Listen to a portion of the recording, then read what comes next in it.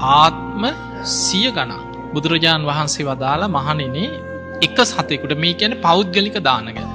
එක සතෙකුගේ කුසගින්න නිවන්න පුළුවන් නම් ආත්ම 100ක් ආනිසංස ලැබෙන පිනක් කියන. ඔන්න සතෙකුට කන්න ටිකක් දීලා රැස් කරන පින. ඊළඟට දුස්සීල මිත්‍යා දෘෂ්ටිකයෙක් කියන අපි ගම හිඟන්නේ. මෙලෝ ධර්මයක් නැති චාරයක් නැති පව්කාරයෙක් කියලා හිතමු.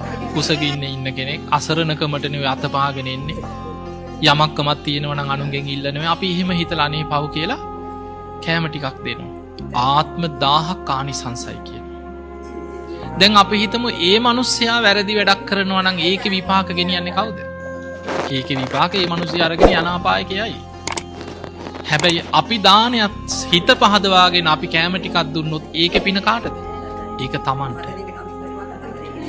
ඒ නිසා අපි අනුන්ගේ සිල් හොයන්න ගියොත් මොකද වෙන්නේ? අපිට පින් කරගන්න තියෙන අවස්ථාවල් අතට එන අවස්ථාව අපි අහිමි කරගන්නවා.